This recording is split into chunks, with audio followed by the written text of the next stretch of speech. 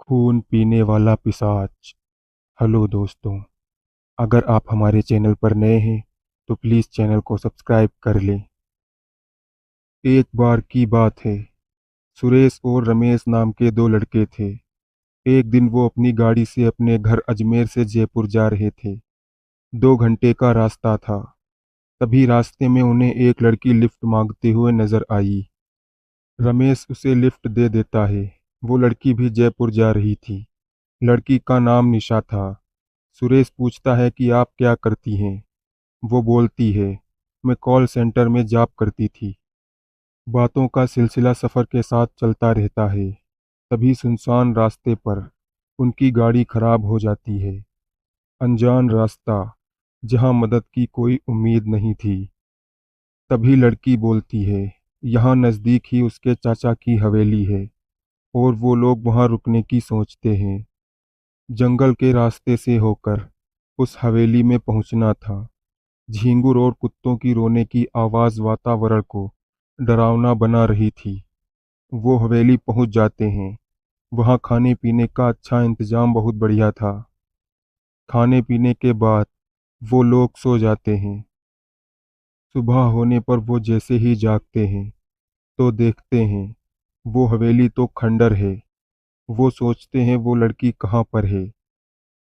तभी वहाँ से एक आदमी गुजरता है। उसको रोककर वो लोग पूछते हैं कि आखिर ये कौन सी जगह है। वो आदमी बोलता है कि आप लोग भी शिकार हो गए हैं। सुरेश बोलता है कि क्या मतलब? वो आदमी बोलता है, आज से करीब 300 साल पहले इस हवेली पर खून पीने वाले पिशाच का राज था। इस गांव में उसका आतंक था। एक दिन एक साधु उस गांव में आए थे। गांव वालों ने उस साधु को अपनी परेशानी बताई। वो साधु महल जाकर उस राक्षस को चुनौती दे देता है और राक्षस को अपने तंत्र मंत्र से हरा देता है और हवेली के आंगन में जिंदा दफना देता है। वो लड़की उसी पिशाच की बेटी है जो अपने पिता की मुक्ति के लिए कोशिश कर रही है।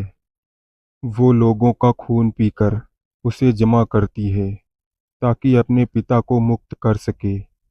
उन दोनों की कब्र हवेली में है। इस हवेली को जलाकर ही उनकी आत्मा को मुक्त कर सकते हैं।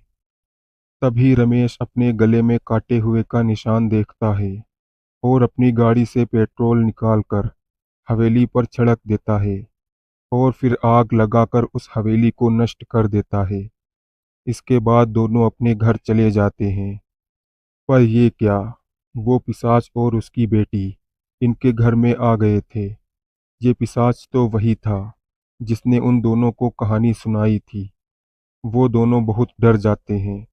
जैसे ही पिशाच उनकी तरफ हमला करता है, रमेश और सुरेश एकदम पीछे हट जाते हैं और बाहर भागने लगते हैं। भागते भागते वो एक मंदिर में पहुंच जाते हैं जहां वो आत्मा नहीं आ सकती थी। वहां के पंडित उन आत्माओं को कैद कर लेते हैं। वो दोनों पूरी बात पंडित को बताते हैं। पंडित कहता है कि तुमने हवेली जला तो दी, पर उनकी लाशें नहीं जल पाई थी। वो उनकी चाल थी ताकि नया ठिकाना बना सकें। अब ये दोनों आत्माएं कैद हैं, डरो मत। तो इस तरह उन दोनों दोस्तों का उस खूनी पिशाच और उसकी बेटी से पीछा छूटता है। अगर आपको ये कहानी अच्छी लगी हो तो चैनल को सब्सक्राइब करें। तो मिलते हैं अगली कहानी के साथ। तब तक के लिए धन्यवाद।